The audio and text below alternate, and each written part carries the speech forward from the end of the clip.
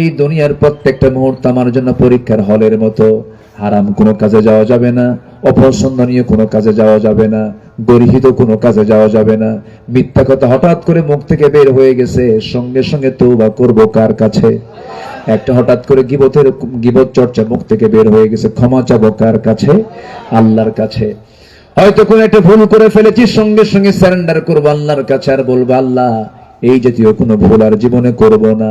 আমার বন্ধুগণ, যে বান্দার মধ্যে তওবার পরিমাণ বেশি, যে বান্দার মধ্যে ইস্তেগফারের পরিমাণ বেশি, ক্ষমার পরিমাণ বেশি, আল্লাহর কাছে ইস্তেগফার করে তওবা করে, আল্লাহ ওই বান্দাকে মাফ করার জন্য প্রস্তুতি নিয়ে নেন। জোরে বলে সুবহানাল্লাহ। মুনাফিকের কোনো লক্ষণ নিয়ে আসা যাবে না। ইমানদারের জবান হবে একরকম, ইমানদারের জবান কখনো পাল্টাবে না, ওয়াদা কখনো ভঙ্গ করবে না, কখনো ঋণগ্রস্ত হয়ে থাকবে না। ইমানদার ঋণ মুক্ত থাকবে, ইমানদার কখনো ঋণগ্রস্ত থাকতে পারে না। আমার বন্ধুগণ, ঋণী দু প্রকার, অভাবের কারণে ঋণী হওয়া আর স্বভাবের কারণে ঋণী হওয়া। আমার দেশে অভাবের ঋণী বেশি না স্বভাবের ঋণী বেশি? বলেন বলেন বলেন বলেন। স্বভাবের ঋণী বেশি। একটা দেখেন না, ঋণ করে থুয়ে দিছে কত টাকা, সালমান এফ রহমান। সব ব্যাংক লুটপাট, হলমার্ক, শেয়ার বাজার সহ সব দখল করেছিল 16 বছর। হাজার হাজার কোটি টাকার মালিক হয়ে লাভটা হলো কি? লজ্জায় মাথা নিচু হয়ে যায়। পালানোর জন্য নবীজির মুখের সুন্নাত দাড়িটা পর্যন্ত কেটে ফেললো। জানেন না? জানেন না? আপনারা জানেন না? দাড়ি কাটলো, মাথার সাদা চুল কালো বানালো, পাঞ্জাবিটা খুলে গেঞ্জি পরলো, পাজামা খুলে লুঙ্গি পরলো, তরকারিওয়ালা সাজলো। কিওয়ালা? তরকারিওয়ালা সাজলো। নৌকায় চড়েছে বন্ধুকে নিয়ে, বন্ধু দুজন মিলে রওনা দিয়েছে, কিন্তু নৌকার ভিড়ল না। কোস্ট গার্ড ধরে ফেলেছে, ধরে আইনমন্ত্রীকে চিনে বলে, স্যার চিনছি, থানায় যেতে হবে, না নিতে পারলে আমার চাকরি শেষ। আইনমন্ত্রীকে, আমি একা যাবো না তো, আমি কি একা আসছি? আমি তো জামাতের সাথে আসছি। কিসের সাথে? জামাতের সাথে। কে আপনার সাথে? কি কই যে বসে আছে, চেনা যায় না। মাথার চুল কালো, মুখের দাড়িটাও নাই, পোশাক আশাকও ঠিক নাই, চিনতে পারতেছে না। বলে যে আপনি যার সাথে আসছেন লোকটা কে? তোমরা এখনো চিনো নাই? ওটাই তো দরবেশ। সম্মানিত ভাইয়েরা, জমিনে যারা ফাসাদ সৃষ্টি করবে, আল্লাহর ওয়াদা, ওয়াইলআনুহুমুল্লাহ, জমিনে যারা ফিতনা ফাসাদ সৃষ্টি করবে তাদের উপর আল্লাহ লানত করবে। এটা কার কথা? আল্লাহর কথা। আজ থেকে 2 বছর আগে 116 জন আলেমের তালিকা করেছিল এক বদমাইশ বিচারপতি শামসুদ্দিন মানিক। নাম শুনছেন তো? কি মানিক? আরে কালা মানিক বলবেন কেন? কালো তো আল্লাহ বানায় দিয়েছে। কালো তো আরো আমাদের মধ্যে বহু লোক আছে। কালো বানাইছেন কে? আল্লাহ। মানিক দুষ্ট। 116 জন তালিকার মধ্যে আমার নামটা ঢুকেছে। অত্যাচার কম করণী 16 বছর। ফেরাউন বেঁচে ছিল হলো 1600 বছর, আর এরা ছিল হলো 16 বছর। সংখ্যার যে মিল হলো কেমনে বুঝলাম না। বুঝলেন?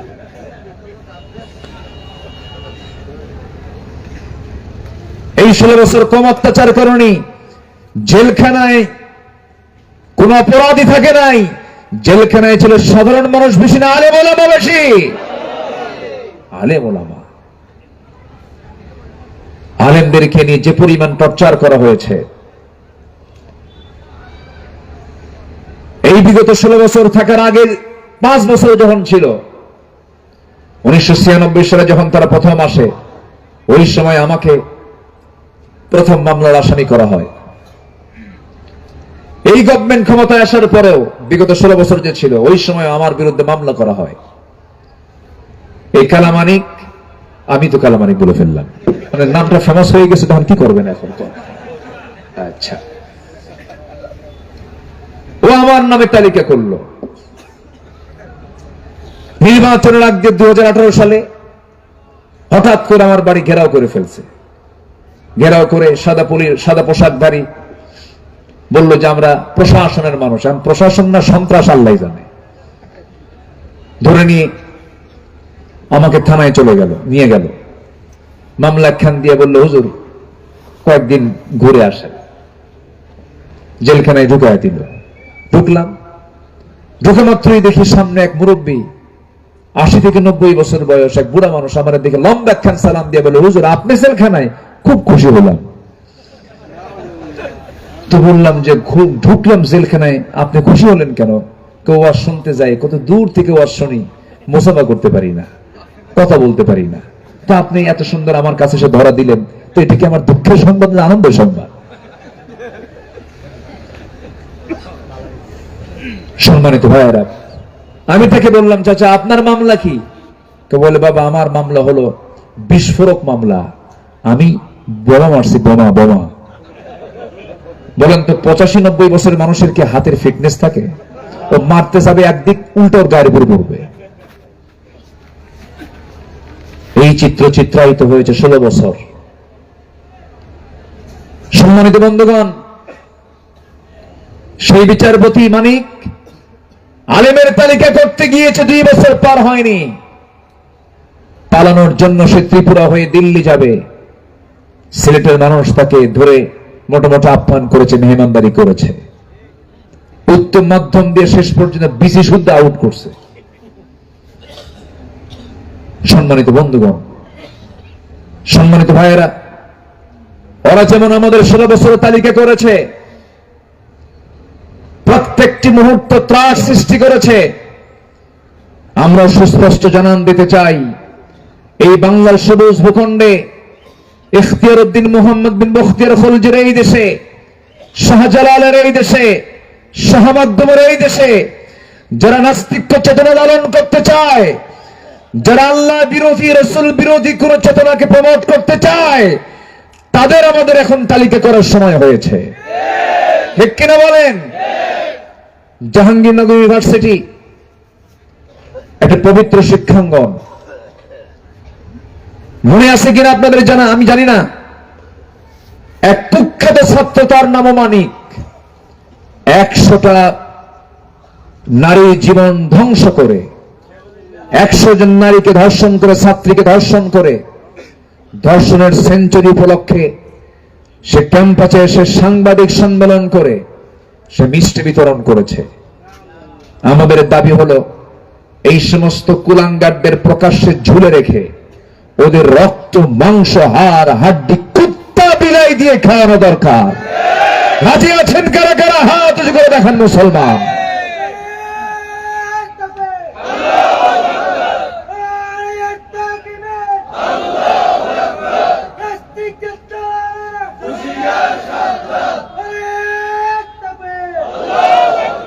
আল্লাহ কবুল করুন, জোরে বলে আমিন, আরো জোরে আমিন। সম্মানিত ভাইয়েরা, মুনাফিকি করা যাবে? আসতে বলুন, মুনাফিকি করা যাবে? মুনাফিকের ঠিকানা জাহান্নামের উসা না নিসা? জাহান্নামের সবচেয়ে নিম্ন স্তর অবস্থান করবে মুনাফিকেরা। মুনাফিকরা আল্লাহর কাছে সবচেয়ে নিকৃষ্ট তারা বান্দা, সবচেয়ে নিকৃষ্ট বান্দা হচ্ছে মুনাফিকেরা। কাফেরের দ্বারা, মুশরিকের দ্বারা, জালিমের দ্বারা যত ক্ষতি হয় তার চেয়ে বেশি ক্ষতি হয় হলো মুনাফিকের দ্বারা। আমার নবীজিকে সবচেয়ে বেশি কষ্ট দিয়েছে কারা বেশি বলেন তো? মুনাফিকেরা। বদর যুদ্ধের উস্কানি দিয়েছে মুনাফিকেরা, উহুদ যুদ্ধের উস্কানি দিয়েছে মুনাফিকেরা, খন্দকের যুদ্ধের উস্কানি দিয়েছে মুনাফিকেরা। আমার নবীজি মদিনায় থাকাকালীন চতুর্দিকে মুনাফিকরা বসবাস করেছে, ইহুদিদের সঙ্গে যোগসাজশ করেছে, যুদ্ধে আগায় দিয়েছে তারা। মুনাফিকের নবীর সঙ্গে বহু মুনাফিকি করেছে, নামাজও পড়েছে তারা, নবীজির বয়ান শুনে শুনে চোখের পানি পর্যন্ত ফেলেছে। আমার নবীজির বয়ান শুনে মুনাফিকদের চোখের পানিতে গাল ভিজে গেছে, দাড়ি ভিজে গেছে, নামাজ পড়েছে, রোজাও রেখেছে, দানও করেছে, কিন্তু জায়গা মতো সময় গিয়ে তারা মুনাফিকি করেছে। আমার বন্ধুগণ, আমার নবীজির সংসার পর্যন্ত তারা তছনছ করতে চেয়েছিল।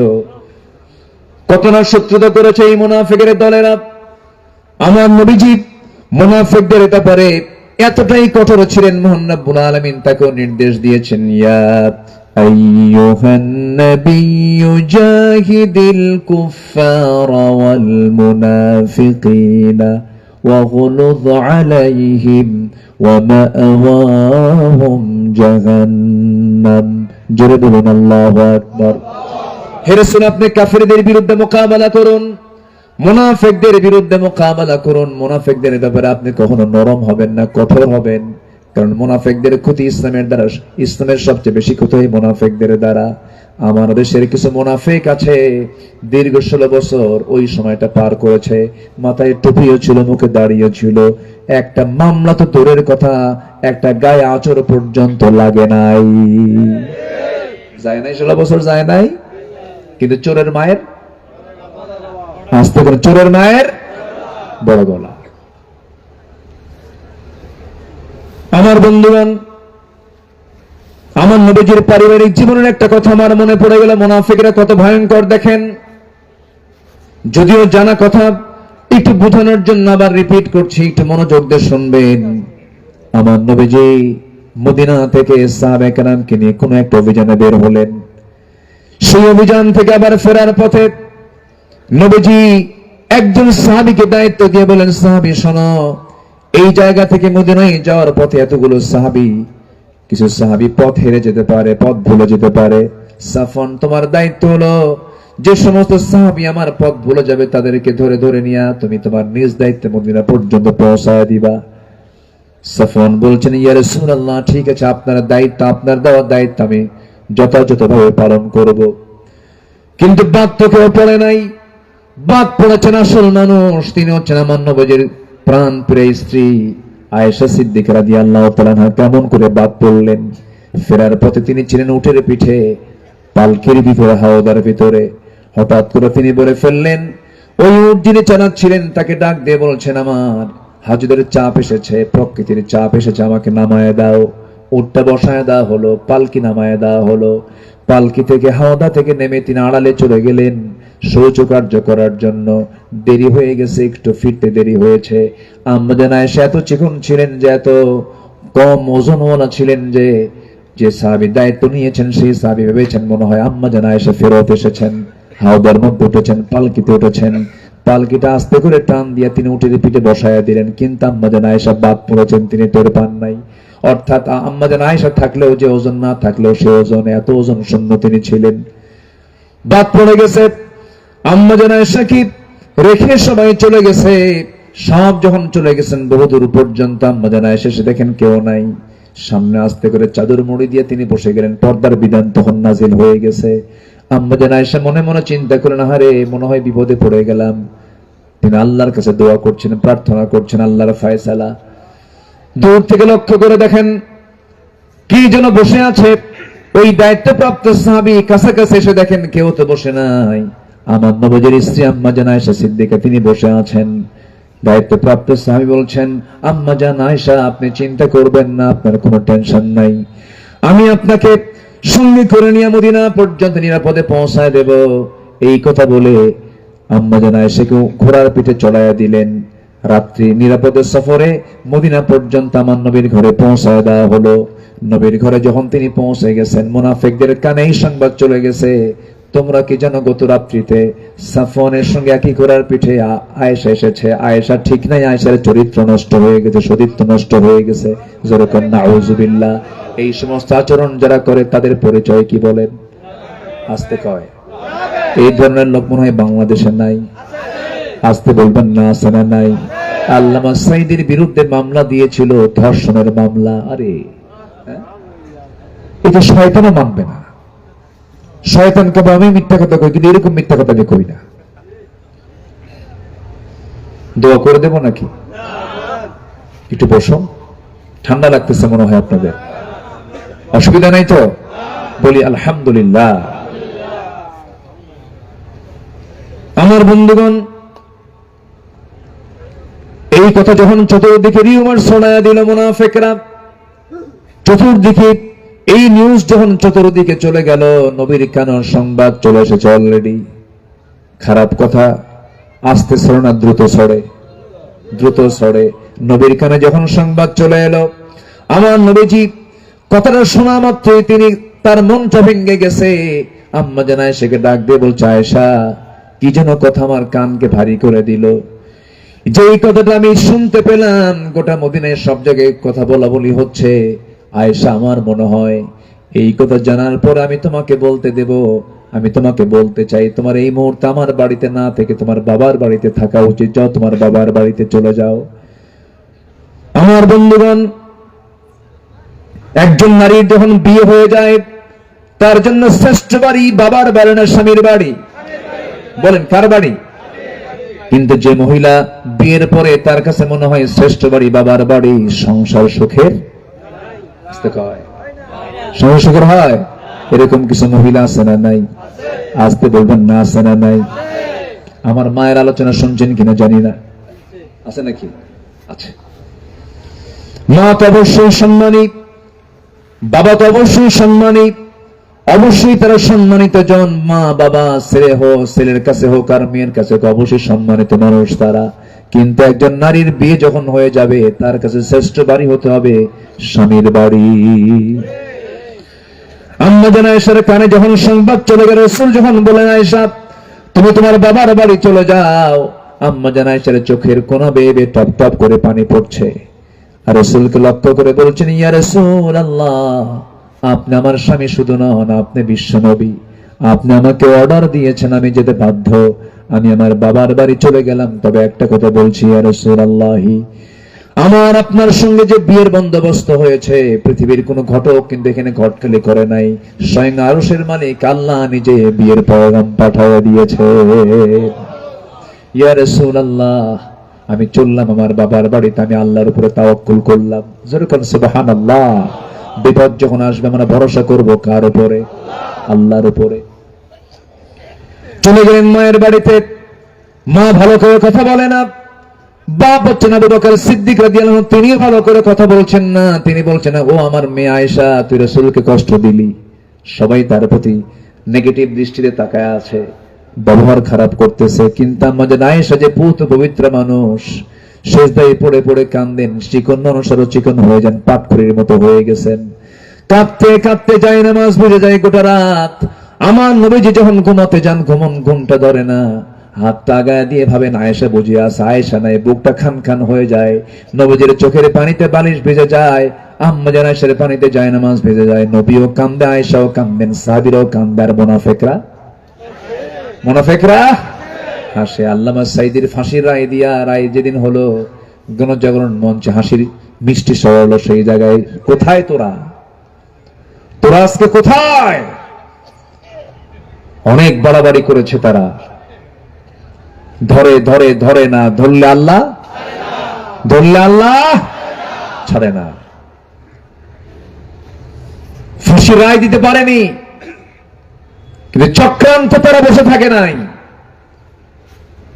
2023-এর 13 আগস্ট একটা সুস্থ মানুষকে জেলখানা থেকে জোর করে বের করে এনে হসপিটালে ভর্তির নামে, চিকিৎসার নামে পয়জনিং করে বোর্ড গঠন করে তাকে পরিকল্পিতভাবে হত্যা করা হয়েছে। আমরা তাফসীর মাহফিলের প্ল্যাটফর্ম থেকে স্পষ্ট ভাষায় জানান দিতে চাই, অবিলম্বে আল্লামা সাইদির খুনিদের দৃষ্টান্তমূলক শাস্তি নিশ্চিত করা হোক। রাজি আছেন কারা কারা?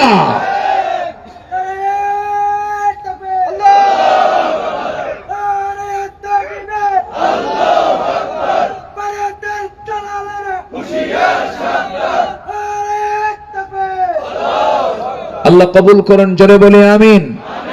আরো জোরে আমিন। আল্লাহ আছেন না নাই? আসতে বলে আল্লাহ আছেন না নাই? প্রায় লোকই বলতো, না মরা পর্যন্ত আর সেন্স হবে না, বলতো না? আমার কথা কি টের পাচ্ছেন, বুঝতেছেন তো নাকি? না মরা পর্যন্ত কাম হবে না। আল্লাহ কেমনে ধরেন? আল্লাহু আকবার, বলেন আল্লাহু আকবার। ওরা ভেবেছিল কে আছে আমাদের মোকাবেলা করবে? কে আছেন? আসতে বলবেন না, কে আছেন? কে আছেন? আল্লাহ আছেন। জুলুম দিয়ে শাসন কখনো টিকসই হতে পারে না।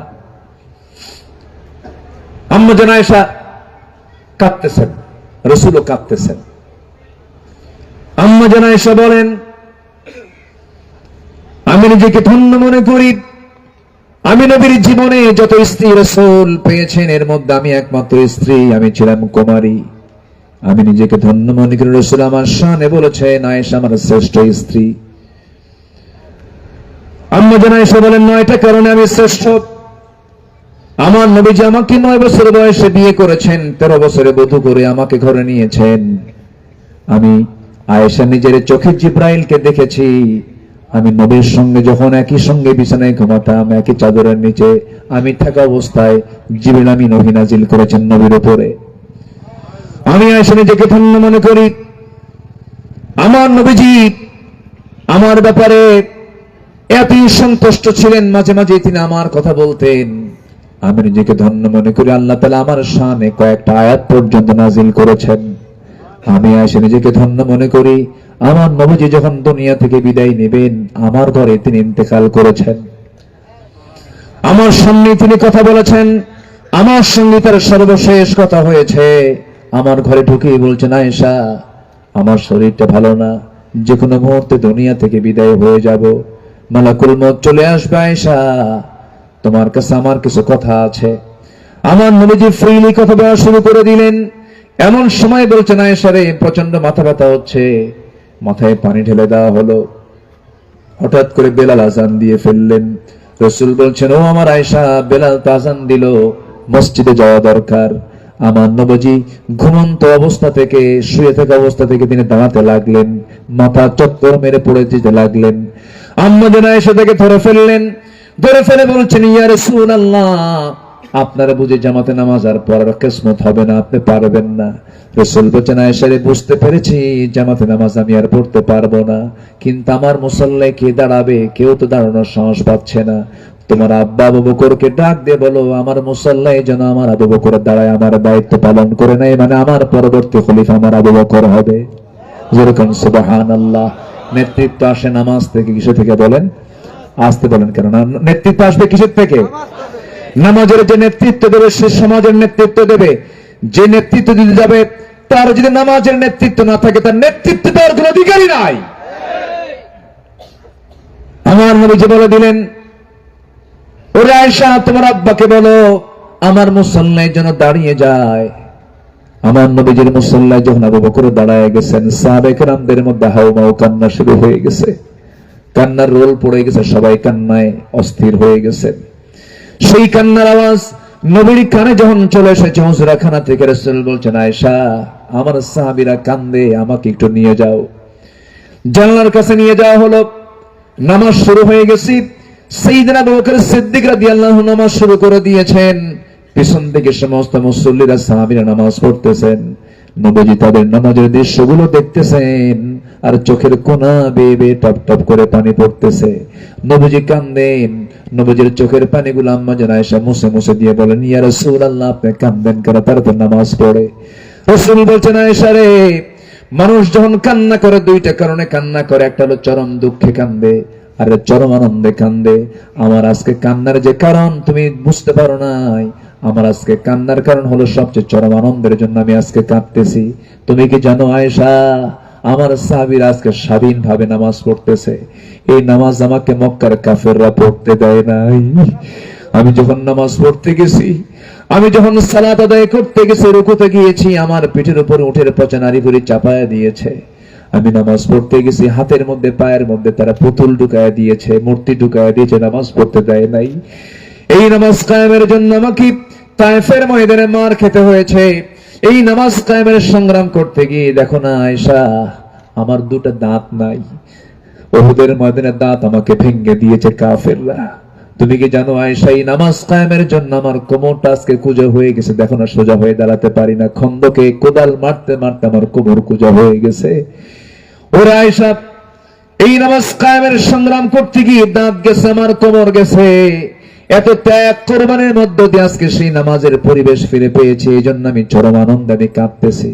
আয়েশা রে আমি বুঝি দুনিয়া থেকে বিদায় নেব, আয়েশা আমার বাঁচার মনে হয় আর সুযোগ নাই। মালাকুল মউত চলে আসবে, যে কোনো মুহূর্তে আমার ইন্তেকাল হয়ে যাবে। দেখো তো আমার কলিজার টুকরা আদরের দুলালি আমার ফাতিমা কোথায়।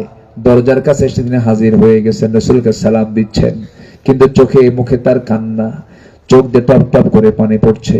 বুখারীর বর্ণনা, আমার নবীজি আস্তে করে আম্মা জানায়েশার পাশে ফাতিমাকে বসায় দিয়ে বলছে, আমার কলিজার টুকরা মেয়ে ফাতিমা এইদিকে আসো। কানের মধ্যে মুখ ঢুকায় দিয়া কানে কানে বলছে, ফাতিমা রে, আমি দুনিয়া থেকে এখন বিদায় নিব, আমার বিদায়ের পর তুমিও দুনিয়া থেকে বিদায় নিবা। সান্ত্বনা দিলেন, সান্ত্বনা দিয়ে বলছেন, ফাতিমা, কবরের জিন্দেগিতে তুমি আমার পাশাপাশি থেকে যাবে। মৃত্যুর কথা শুনলে মানুষ ভয় পায়, কিন্তু ফাতিমা মৃত্যুর কথা শুনে তিনি ভয় পেয়েছেন, আনন্দ পেয়েছেন, আনন্দ পেয়েছেন। আহা, আব্বার সঙ্গে কবরের মাটিতে আমার দেখা হয়ে যাবে। আমার নবীজি দুনিয়া থেকে বিদায় নিয়ে নেবেন। এমন সময় বলছেন, ফাতিমা, কোনো চিন্তা করো না, যাও। এবার বলছে, আয়েশা, আমি দুনিয়া থেকে বিদায় নিয়ে নেব, দেখো তো ঘরের মধ্যে কোনো কিছু আছে নাকি। তন্ন তন্ন করে খুঁজে খুঁজে 5 খণ্ড স্বর্ণের টুকরা পাওয়া গেল, বার পাওয়া গেল, হাতের তালুতে নিয়ে বলছে, আয়েশা রে, এতটুকু সম্পদ আমি আমার ঘরে রাখতে চাই না, এটা দিন প্রতিষ্ঠার সংগ্রামে আমি দান করে দুনিয়া থেকে বিদায় হতে চাই।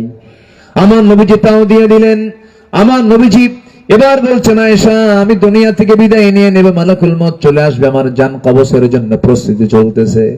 ওরে আয়েশা, একটা কথা তোমাকে বলে দিচ্ছি, আমার উম্মতকে সর্বশেষ একটা মেসেজ দিয়ে দিবা, আমার উম্মতরা যেন কখনো 5 ওয়াক্ত নামাজ না ছেড়ে দেয়। সবাই কি নামাজ পড়তে রাজি আছেন নাকি? সবাই কি নামাজ পড়তে রাজি আছেন? জোরে বলি, ইয়া আল্লাহ, আমাদেরকে 5 ওয়াক্ত নামাজ আদায় করার তৌফিক তুমি আল্লাহ দিয়া দাও। জোরে বলি আমিন, আরো জোরে আমিন, আরো জোরে আমিন।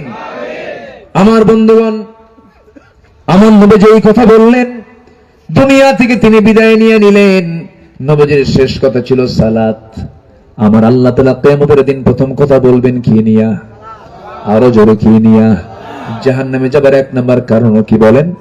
সালাত। কিন্তু আজকে কত নেতা আমার দেশে আসলো গেল, কেউ তো সেই সালাতের বয়ান কেউ করলো না রে ভাই, ঠিক কিনা? সব ধোঁকাবাজ, সব কি ধোঁকাবাজ। যে আপনাকে জাহান্নাম থেকে বাঁচার জন্য সতর্ক করবে না, সে কিসের বন্ধু, সে কিসের নেতা? দুটো বড় দরকার বেদবদের। কষ্ট পাচ্ছেন? বাস্তব তো তাই। যে আমার পরকালের উপকারে আসবে না, যে আমার আখিরাতের উপকারে আসবে না, সে আমার কিসের নেতা? ওই নেতৃত্ব আমরা মানি না। জোরে বলি ইনশাআল্লাহ, জোরে বলি ইনশাআল্লাহ। আম্মা জান আয়েশা স্বামীর ঘরে না বাবার ঘরে? কেউ তো কিছু কয় না। তার ঘরে গেছেন? আলোচনা কি শেষ হয়েছে? আলোচনা আছে না নাই? জোরে বলি ইনশাআল্লাহ। আল্লাহ পছন্দ করেন কয়টা কাজ? আজকে আলোচনা কয়টা কাজ? 17টা কাজকে অপকর্মকে অপছন্দ করেন। এর মধ্যে চলতেছে কয় নাম্বার? আরো আছে কয়টা? 15টা। বলেন এখন মাহফিল কয়দিন হওয়া দরকার?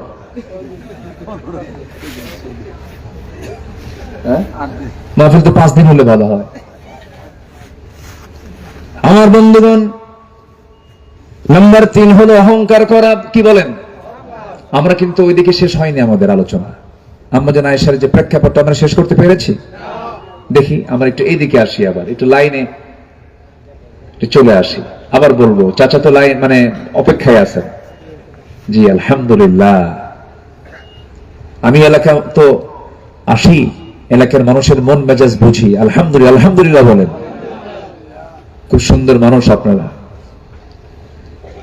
নাম্বার 3 হলো অহংকার করা যাবে না। কি করা যাবে না বলেন তো? অহংকার। অহংকার করার যোগ্যতা কার? আসতে বলে, অহংকার করার যোগ্যতা কার? আকাশ আমার, কে বলবেন? জমিন আমার, কে বলবেন? সূর্য আমার, কে বলবেন? তুমি কি বলবা বান্দা? তুমি কি বলবা? তুমি তোমার একটু লুজ মোশন হলেই তো কাম সারা। বাথরুমে 7-8 বার সকালে গেলেই তো বউ তো চেনা যায় না, কি ঠিক কিনা? সামনে বউ হাঁটে না মা হাঁটে চেনা যায় না, কি ঠিক কিনা? তোমার কিসের অহংকার? তুমি যে দুর্বল, শ্রমিকে নির্গত 1 ফোঁটা পানি থেকে তোমার জন্ম। তোমার তো কোনো উল্লেখযোগ্য, তোমার অহংকার করার মতো কোনো গুণ তোমার মধ্যে নাই। অহংকার করার একমাত্র যোগ্যতা বলুন, জোরে বলুন, কার? লিমানিল মুলকুল ইয়াওমা, আজকে রাজত্ব কার? তাবারাকাল্লাযী বিয়াদিহিল মুলকু ওয়া আলা কুল্লি শাইইন কাদির। সে অহংকার যখন বান্দার মধ্যে ঢুকে যাবে তার পতন হয়ে যাবে। যখন বলে ফেলছে রাজাকের নাতিপুতিরা চাকরি পাবে নাকি, কইছে না? এটা কি বিনয়ের কথা না অহংকারের কথা? আল্লাহ কাই থাম, কি ধরনে আল্লাহ ধরনে ধরনে ধরে নাই ধরেছে। দেশ কি কারো একার? দেশ কি কারো একার না সবার? সবাইকে নিয়ে কথা বলতে হবে। আমার বন্ধুগণ, অহংকার করেছিল ফেরাউন, পানিতে চুবান দিয়ে মেরেছেন। অহংকার করেছিল নমরুদ, ন্যাংরা মশালে বিদায় করেছেন। অহংকার করেছিল আবু জেহেল, নিষ্পাপ নাবালক সন্তানকে দিয়ে দুনিয়া থেকে তাকে বিদায় ঘটিয়ে দিয়েছেন। আমার বন্ধুগণ, যুগে যুগে যারাই অহংকার করেছে, ক্ষমতার অহংকার দেখিয়েছে, তাদেরকে মুহূর্তের মধ্যে শেষ করে দিয়েছেন তিনি আমার কে? জোরে বলেন, তিনি আমার কে? আল্লাহ। আমার বন্ধুগণ, অহংকার করা যাবে না। আল্লাহ রাব্বুল আলামিন বলেন, লা তামশি ফিল আরদি মারহান ইন্নাকা লান তাখরিকাল আরদা ওয়া লান তাবলুগাল জিবালা তুলা। জোরে বলুন আল্লাহু আকবার। অহংকার করো না, জমিন অহংকার করে চলো না। তোমার অহংকারে তুমি এক চুল পরিমাণ উঁচু হতে পারবে না, জমিন এক চুল পরিমাণ দাবা দিতে পারবে না। তোমার কিসের অহংকার? তোমার অহংকার করা মানায় না। অহংকার করবেন একমাত্র তিনি আমার কে? আল্লাহ তাআলা। ইমানদার বিনয়ী হবে, ইমানদার ক্ষমাশীল হবে, ইমানদার জমিনে চলবে অত্যন্ত বিনয়ী হয়ে, মানুষের সঙ্গে খুব বিনয়ী হয়ে কথা বলবে, সুন্দর আচরণ করে কথা বলবে, বুক উঁচু করে দম্ভ ভরে নিচের দিকে না তাকায় যারা অহংকার করে হাঁটবে, তাদের অহংকারকে মুহূর্তের মধ্যে চূর্ণ করতে পারেন তিনি আমার কে? আমার বন্ধুগণ, অহংকার করা হচ্ছে আল্লাহর পছন্দনীয় কাজ। শিরকের কাজ করা যাবে না, মুনাফিকি করা যাবে না, অহংকার দেখানো যাবে না। নাম্বার 4 হলো কুফরি করা যাবে না, অবাধ্য হওয়া যাবে না। আমার বন্ধুগণ, নাম্বার 5 হলো আল্লাহ রাসূলকে কষ্ট দেওয়া যাবে না। আল্লাহ এবং রাসূলকে যারা কষ্ট দিবে তাদের ঠিকানা হবে জাহান্নাম। তাদের ঠিকানা কি হবে? জাহান্নাম। আল্লাহ রাব্বুল আলামিন বলছেন, ইন্নাল্লাযীনা ইউযুনাল্লাহা ওয়া রাসূলাহু লা'আনাহুমুল্লাহু ফিদ দুনিয়া ওয়াল আখিরাতি ওয়া আ'আদ্দা লাহুম আযাবাম মুহিনা। জোরে বলুন আল্লাহু আকবার। সূরাতুল আহজাব ভার্স নাম্বার 57, আল্লাহ বলছেন যারা আল্লাহকে এবং রাসূলকে যারা কষ্ট দেবে তাদের উপর আল্লাহর লানত হবে দুনিয়াতেও এবং আখিরাতেও। আল্লাহ ধরে নাই? আল্লাহ ধরে নাই? ধরেছেন। এই জন্য আল্লাহ এবং রাসূলকে কষ্ট দেওয়া যাবে না, তার আইন কানুনকে অমান্য করা যাবে না, তার বিধিবিধানকে অমান্য করা যাবে না। নাম্বার 6 হলো অভাবের ভয়ে সন্তানকে হত্যা করা যাবে না। দেখবেন আজকে আধুনিক কায়দায় সন্তান নষ্ট করা হয়। সন্তান হঠাৎ করে পেটে চলে আসছে, মায়ের আলোচনা শুনছেন কিনা জানি না, খুব গুরুত্বপূর্ণ কথা, একটু মনোযোগ দিয়ে কান লাগায় শুনবেন। জীবিকার দায়িত্ব কার? আসতে বলবেন না কার? আল্লাহ ধনীর সন্তান বেশি দেন না গরিবের সন্তান বেশি দেন? আমার দেশে কার সন্তান বেশি বলেন? গরিবের সন্তান 5-6টা করে হয়, কোনো অপারেশন লাগে না, কিচ্ছু লাগে না, অটোমেটিক। কি ঠিক কিনা? আর গরিবের ধনীর সন্তান হয় না 20 বছর পার হয়। মাউন্ট এলিজাবেথ, থাইল্যান্ড, ইন্ডিয়া, গোটা দুনিয়া ঘুরে 20 বছর পর একটা বাচ্চা হয়েছে, তাও টেরা। তাও কি আছে না? নাই। আল্লাহ বলে তোর আমি ধন দিলাম, সম্পদ দিলাম, তুই টাকার ব্যালেন্স দেখবি। আর গরিবকে আমি দিলাম সন্তান, সে সন্তান দেখে তার কলিজা ঠান্ডা হবে। আল্লাহু আকবার বলেন। আল্লাহ ব্যালেন্স করেন। কি করেন? আল্লাহ তাআলা ধনীকে বেশি খাওয়ান না গরিবকে বেশি খাওয়ান? ভালো করে বলেন। বেশি খায় গরিব মানুষ না ধনী মানুষ? গরিব মানুষ। ধনী কয়টা খায়? ধনী তো খেতে পারে না।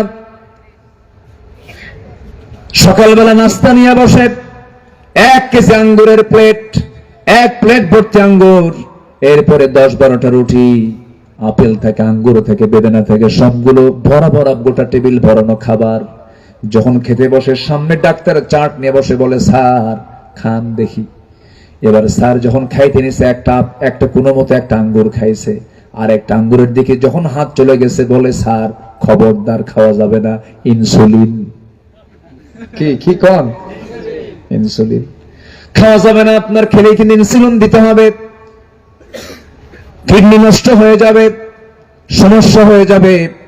হাজার হাজার কোটি টাকার মালিক একটা আঙ্গুরের পর আরেকটা আঙ্গুর খেতে পারে না, একটা আঙ্গুর খায়া ফকিরের মতো চেয়ে থাকে, হাই রে কপাল, খাইতে পারলাম না।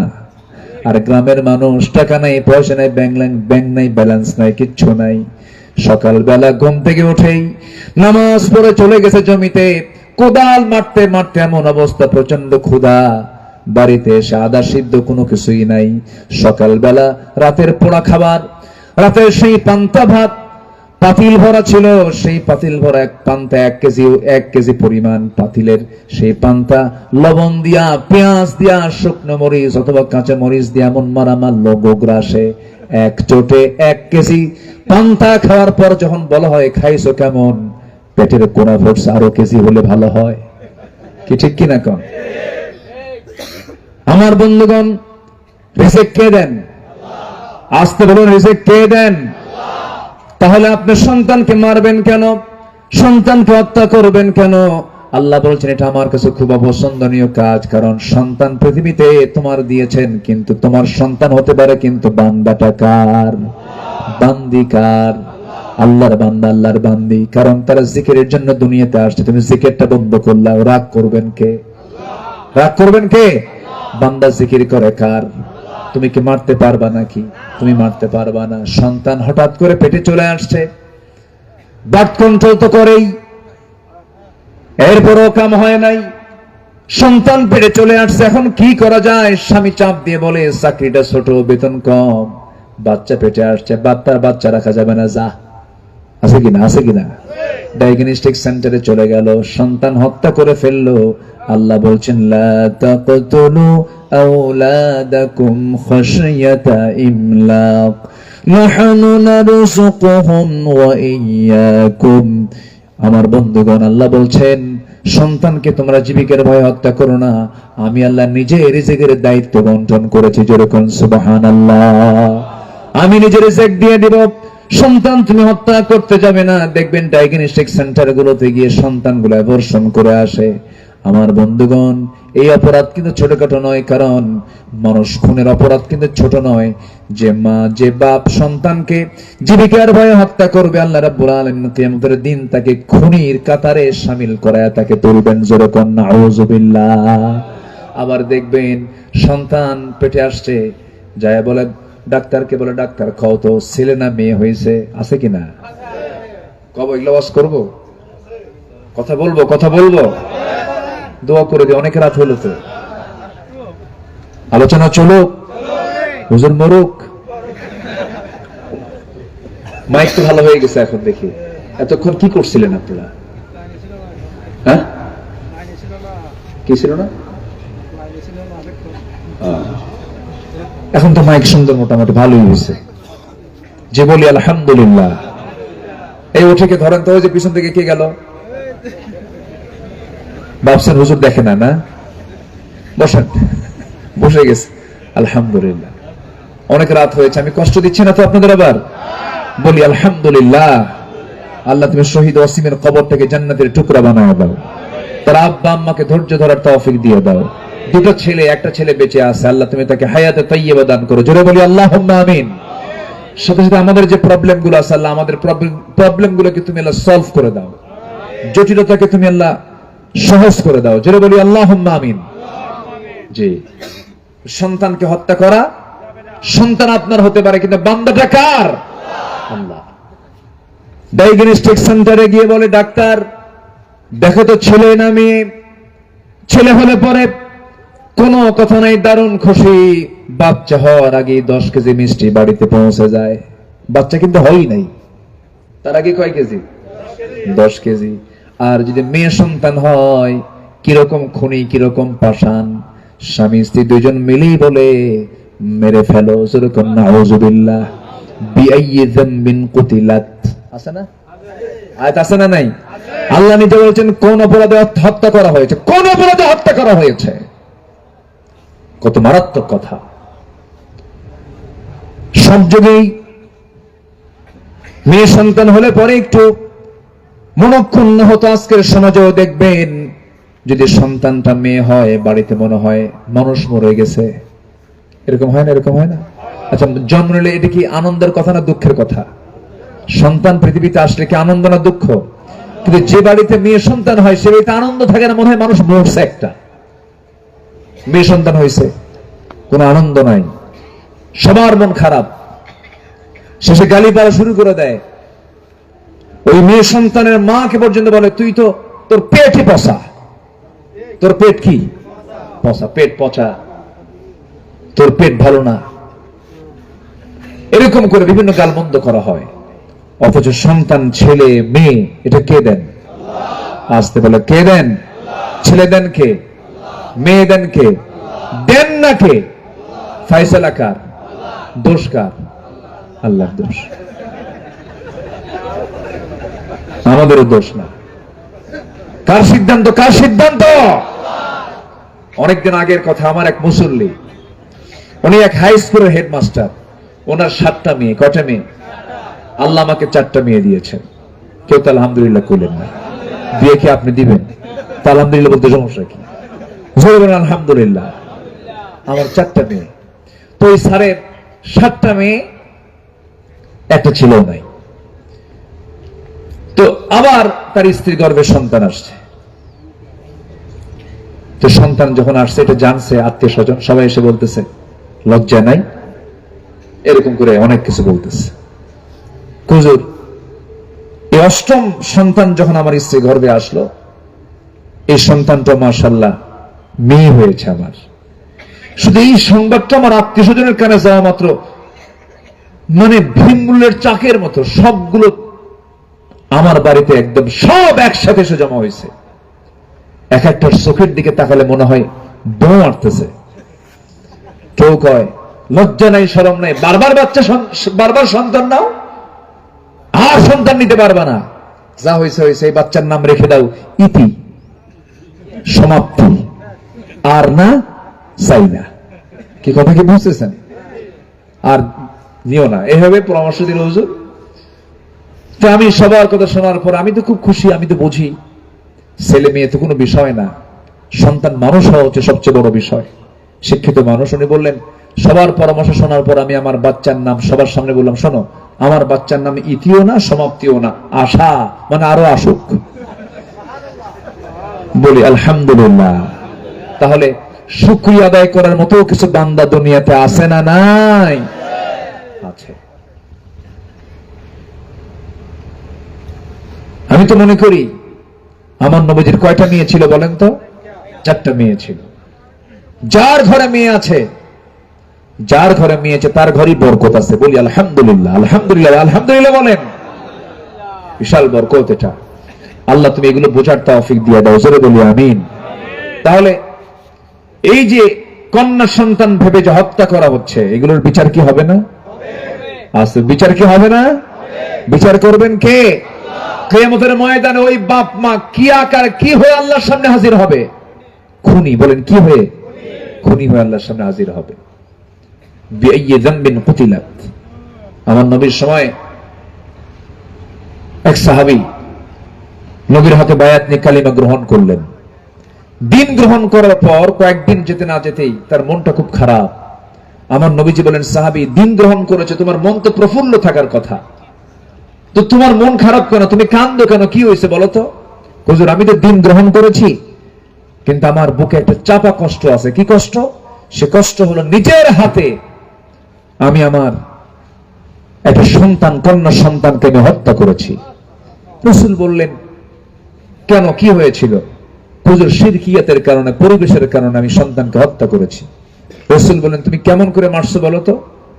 সঙ্গে সঙ্গে সাহাবী দুটো হাঁটু গেড়ে নবীর সামনে বসে গেলেন। সুন্দর চেহারার সেই সাহাবী, দাহিয়ে কলবি নামে একজন সাহাবী, নবীর সামনে বসে গেলেন। বসে গিয়ে বলছেন, হুজুর, আমার বউয়ের পেটে সন্তান 6 বছর, 6 মাস আমার বাচ্চার পেটে থাকার বয়স হলো 6 মাস। আমার বউকে বললাম, যাও বাবার বাড়ি যাও, সন্তান ডেলিভারি হবে, ছেলে হলে নিয়ে আসবা, মেয়ে হলে আমাকে জানানো দরকার নাই, জীবন্ত পুত্র হত্যা করবা, যাও। পাঠায় দিলাম। পরিবেশের কারণে আমি বলতে বাধ্য হয়েছি। চলে গেছে আমার বউ, কিন্তু আমাকে না বলেই মেয়ে সন্তান হয়েছে, আমাকে বলেছে মৃত সন্তান। আমার অজান্তি সন্তানটাকে ধীরে ধীরে বড় করে। কিন্তু বছর 6 পার যখন হয়ে গেল, ইয়া রাসূলুল্লাহ, ওই সন্তানটা আমার হাতের সামনে পড়ে গেল। লক্ষ্য করে দেখি আমার মতোই চোখ, আমার মতোই হাত, আমার মতো গায়ের চামড়া, আমার মতোই চাহনি, আমার মতোই কথাবার্তা। চট করে ধরে আমার স্ত্রীর সামনে নিয়ে হাজির করে বললাম, স্ত্রী বলো তো, সত্যি করে এই সন্তানটা কার সন্তান? আমার বউটা চোখের পানি ফেলতে ফেলতে বলছে, স্বামী আমার, সন্তানের তথ্য কি গোপন করা যায়? এই সন্তানটা আমাদের ওরস থেকে এসেছে, আমার আপনার সন্তান এটা। আমি রাগকে নিয়ন্ত্রণ করতে পারলাম না, বুঝতে দিলাম না। সন্তানের সঙ্গে অভিনয় করে হুজুর কোলের মধ্যে নিয়ে আমি তাকে আদর করলাম, চুমু দিলাম, স্নেহ দিলাম, বললাম, মা আমি তোমাকে খুব ভালোবাসি, খুব মোহাব্বত করি। সন্তানটা আমার মাকে লক্ষ্য করে বলছে, আম্মা আমার বাবার সঙ্গে তুমি আগে পরিচয় করে দিলে না কেন? আমার বাবা খুব ভালো মানুষ। আমার মেয়েটা আমাকে আস্থা বিশ্বাস পরিপূর্ণ আনলো। এরপরে আমার স্ত্রীকে বললাম, স্ত্রী সাজিয়ে দাও, গুছিয়ে দাও, কে নানির বাড়ি নিয়ে যাব। হুজুর মেয়েটা আমার কোলের মধ্যে এসে বসলো, সন্তানটাকে নিয়ে রওনা করলাম। নানির বাড়ির দিকে রওনা না হয়ে সোজা আমি জঙ্গল একটা পেলাম, জঙ্গলের ভিতরে চলে গেলাম। মেয়েটা চোখটা ছোট, মুখটা ছোট হয়ে বলতেছে, আব্বা নানির বাড়ির দিকে এই দিকে না গিয়ে তুমি এই দিকে যাও কেন? কিচ্ছু বললাম না। জঙ্গল পার হলাম, কোদাল হাতে নিলাম, গর্ত খনন শুরু করে দিলাম। মেয়েটা আমার বারবার বলে, নানির বাড়ি কখন যাবা? আমি কিচ্ছু বলতেছি না। হুজুর আমার মুখে সেই সময় দাড়ি ছিল, আমি কোদাল দিয়ে মাটি খনন করতেছি, কিছু মাটি এসে সিটকেস আমার দাড়ির মধ্যে লেগে যায়। আর আমার মেয়েটা আস্তে আস্তে করে তার ছোট ছোট নখ দিয়ে খিরাল করে করে সেই মাটিগুলো সরাইয়া দেয়, আর বলে, বাবা কখন তুমি নানির বাড়ি যাবা? গর্ত খনন কেন করো? আমি গর্ত খনন করাকালীন ঠিক দুপুর বেলা দ্বিপ্রহর আমার মেয়েটা, আমি লক্ষ্য করে দেখলাম আমার শরীর থেকে ঘাম ঝরতেছে। গামছা দিয়ে আমার ঘামগুলো বারবার মুছে মুছে দিয়ে বলে, আব্বা নানির বাড়ি কি তুমি যাবা না? গর্ত খনন আমার শেষ হয়ে গেল। মেয়েটাকে অভিনয় করে বললাম, মা দেখো তো গর্ত খনন কেমন হয়েছে। আমার মেয়েটা সরল মনে ওই গর্তের দিকে চলে গেল, কাছাকাছি গিয়ে উকি মেরে দেখতে লাগলো। আমি পিছন দিকে চলে আসলাম, চক্ষু বন্ধ করে শিরকিয়াতের কারণে পাশবিক হৃদয় আমার, মনের মধ্যে কোনো দয়া মায়া কাজ করে নাই। হুজুর এমন জোরে ধাক্কা মারলাম সজোরে, সন্তান গিয়ে ওই গর্তের মধ্যে উপর হয়ে পড়ে গেল। উপর হয়ে পড়ে গিয়ে চট করে চিত হয়ে গেল। চিত হয়ে দুটো হাত এক জায়গায় করে বলছে, বাবা বুঝতে পেরেছি, আমার মা বহুদিন বলেছেন তোর বাবার সঙ্গে তোর পরিচয় হওয়া যাবে না, তোরে মেরে ফেলবে, কিন্তু আজকে বড় সত্যি হয়ে গেল বাবা, বুঝতে পেরেছি তুমি আমাকে এখানে মারার জন্য এনেছো। ও বাবা আমি তোমার কাছে ওয়াদা করছি, প্রয়োজনে ভিক্ষা করে খাবো, পৃথিবীর অন্য কোনো প্রান্তে চলে যাব, তোমার সামনে আমার মুখ দেখাবো না, আমাকে আজকে প্রাণে বাঁচায়া দাও। হুজুর চুল পরিমাণ দয়া হলো না, হাতের মধ্যে একটা পাথর নিলাম, চক্ষু বন্ধ করে ওই সন্তানটার বুক বরাবর মেরে দিলাম, ফিঙ্কি দিয়ে রক্ত বের হয়ে গেল। আমার চোখের সামনে বারবার আব্বা আব্বা বলে ডাকতেছে, দয়া মায়া হলো না, ওই মুখের মধ্যে পাথর চাপা দিলাম, মাটি চাপা দিলাম, বালু চাপা দিয়া জনমের মতো শেষ করে দিলাম। আমার নবীজির সামনে ওই সাহাবী বর্ণনা করতে করতে অস্থির হয়ে গেছেন। রাসূল বলছেন, ওই আমার দাহিয়া কলবি, তুমি কি জানো, তুমি কি জানো তোমার যে এত বড় অপরাধ, ইসলাম তেমন একটা বিধানের নাম, তুমি দিন গ্রহণ করেছো, তোমার এই গুনাহটাও তোমার জীবন থেকে আল্লাহ পাক ঝরে দিয়েছেন। জোরে কোন সুবহানাল্লাহ। আমার বন্ধুগণ, সেই যুগেও মেয়ে সন্তানগুলোকে জীবন্ত পুঁতে হত্যা করত। আজকের সমাজে জীবন্ত হত্যা করতেছে একটু আধুনিক কায়দায়। গুনাহ আছে না নাই বলেন? অবশ্যই গুনাহ আছে। আল্লাহ তাআলা এই সমস্ত গুনাহ থেকে আমাদেরকে বাঁচানো গুলো আল্লাহর অপছন্দনীয় কাজ। নাম্বার 7 হলো পিতামাতার সঙ্গে খারাপ আচরণ করা আল্লাহর কাছে অপছন্দনীয়। বাপ মাকে ভাত দেয় না এমন সন্তান বুঝি পেকুয়া উপজেলায় নাই। তাহলে তো ওয়াজ করার দরকার আছে, হ্যাঁ আছে, দরকার আছে। বাড়ি যাবেন না আপনারা? বাড়িও যাবেন না? কি করবো, এই শেষ করে দেবো না? বলি আলহামদুলিল্লাহ, জোরে বলি আলহামদুলিল্লাহ।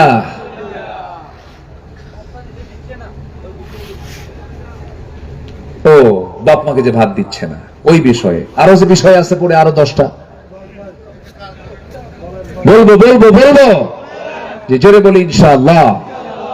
জি, তাহলে বাপ মাকে ভাত দেয় না এমন সন্তান পিকুয়তা আছে না নাই? কথা কি বলার দরকার আছে? আচ্ছা আচ্ছা, আজ থেকে 20 বছর আগে শিক্ষিত লোক আজকের চাইতে বেশি ছিল না কম ছিল? কম ছিল। এখন শিক্ষিত কমছে না বাড়ছে? কমছে না বাড়ছে বলেন তো? আচ্ছা, আগের মূর্খ যারা ছিল সন্তান, তারা কি বাপ মাকে ভাত দেয় নাই? আর আজকে শিক্ষিত হয়ে বাপ মাকে ভাত মা দেয়? বাপ মাকে ভাত দেয় না। তাহলে এটা কি শিক্ষা হলো বলেন তো? কি সোজা শিক্ষা না উল্টা শিক্ষা? এক যুবক গেঞ্জি পড়ছে, গেঞ্জি, তো গেঞ্জির যেটা সোজা সাইড, যেদিকে বুতাম সাইড, ওটা গেছে পিছনে, আর উল্টা সাইড আছে সামনে। এখন দূর থেকে এক লোক দেখে বলে, তোমার পা বলে তুমি আহো, আর তোমার গেঞ্জি বলে তুমি যাহো। কি কথা বোঝেন নাই আপনি?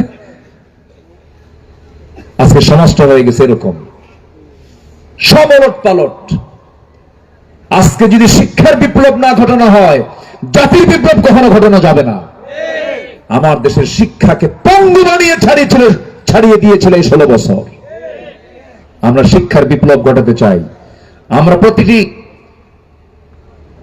প্রতিটি শিক্ষার সেক্টরে, প্রত্যেকটা অঙ্গনে ইঞ্জিনিয়ারিং পড়বে, আর্টস পড়বে, কমার্স পড়বে, সায়েন্স পড়বে, যে ফ্যাকাল্টি সে পড়ুক না কেন, প্রত্যেকটা ফ্যাকাল্টিতে কোরআনের সিলেবাস দরকার। সবার পরে না সবার আগে? সবার পরে না সবার আগে? এই দাবি আমাদের চলতেই থাকবে। এই জাতির পরিবর্তন তখনই হবে যখন জাতির সিনার মধ্যে তুলে দেওয়া হবে কি বলেন তো?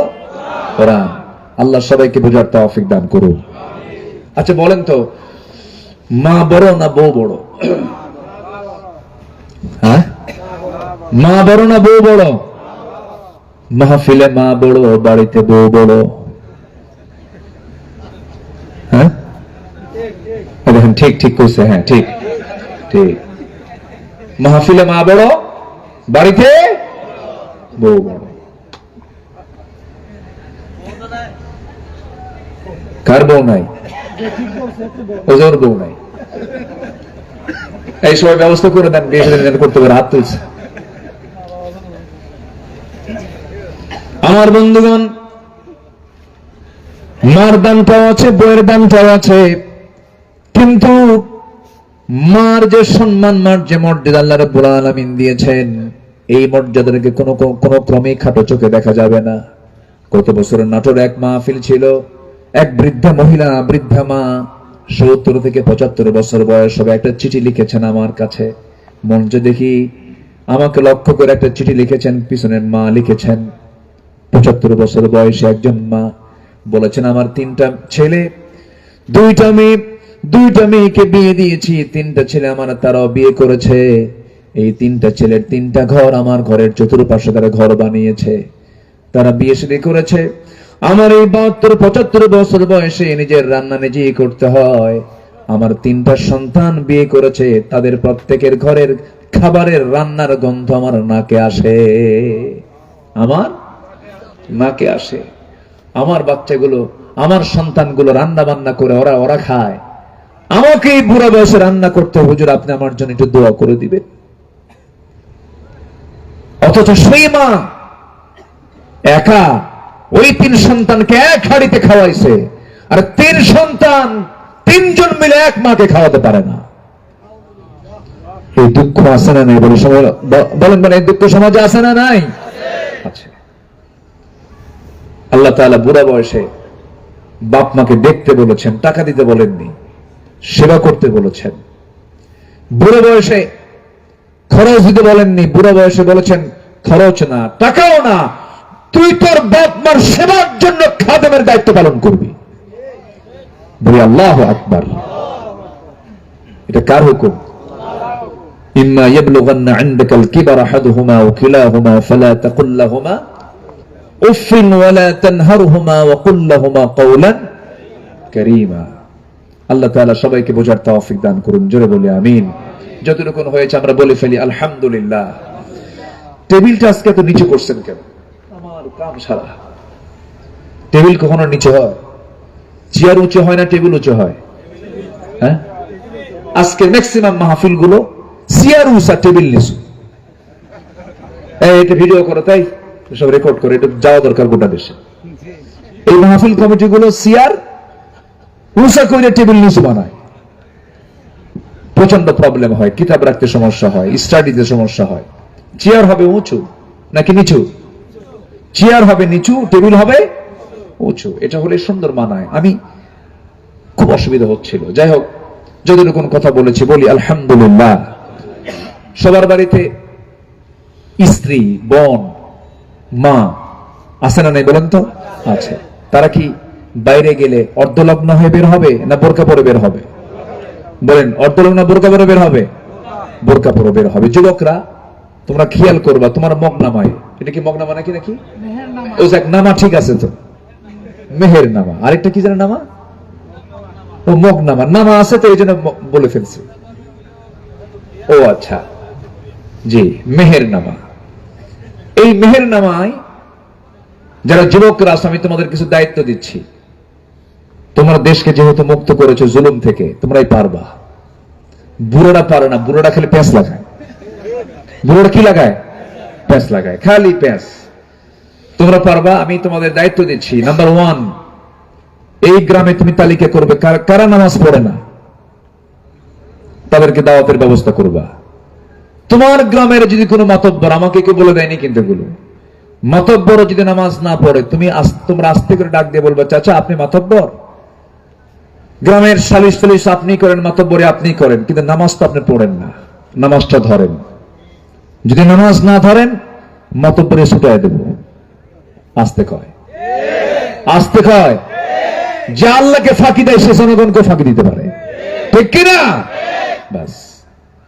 নাম্বার 2, গ্রামের মধ্যে দেখবা যে কোন ঘর থেকে কোন মেয়ে বোরকা ছাড়া অর্ধলগ্ন হয়ে চুল ছেড়ে দিয়া বাড়ি থেকে বের হয়, লিপস্টিক লাগায়া, আটা ময়দা গালে লাগায়া। আসেন এরকম? আছে না? আছে না? এটা দেখবা। যখন দেখতে চমক ঘর থেকে বের হচ্ছে, তোমরা লিস্ট করবো কোন কোন মহিলা অর্ধলগ্ন হয়ে বের হলো, সোজা তার গার্জিয়ানের কাছে চলে যাবা। শোনেন চাচা, আপনার মেয়ে অর্ধলগ্ন হয়ে বের হয়, আমরা পুরুষ, আমাদের চোখ হেফাজত করা দরকার। চোখের খুব ডিস্টার্ব হয়, গুনাহ হয়। বোরকা ছাড়া আপনার মেয়ে এই গ্রাম থেকে বের হতে পারবে না, ঠিক কিনা?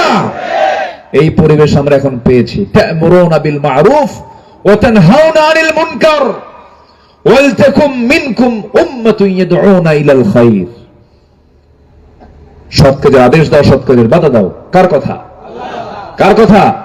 আল্লাহর কথা। তো এই কাজগুলো তোমরা করবা। আল্লাহ তুমি এই গ্রামের যুবকদেরকে এমন কাজে আঞ্জাম দেওয়ার তৌফিক দিয়ে দাও। এই গ্রামকে তুমি আল্লাহ বেনামাজি মুক্ত বানিয়ে দাও, জোরে বলি আল্লাহুম্মা আমিন। নামাজি গ্রাম বানায় দাও, জোরে বলি আল্লাহুম্মা আমিন। আসনে আশাবাদ কামনা করে যতটুকু হয়েছে আমরা বলে ফেলি আলহামদুলিল্লাহ। সবাই নামাজের মতো করে বসি।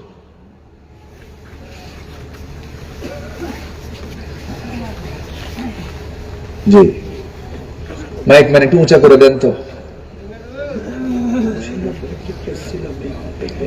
দেন দেন দেন দেন। কি এটা? হ্যাঁ, আমরা দেবো ইনশাআল্লাহ। দোয়া রাখবে। ওঠেন কেন? কোমর লেগে গেছে? বসেন। এগুলো খেয়াল করবেন, ওকে? এত উঁচা তো আমার দেখতে পাবেন আবার। আচ্ছা, নামায় দেন।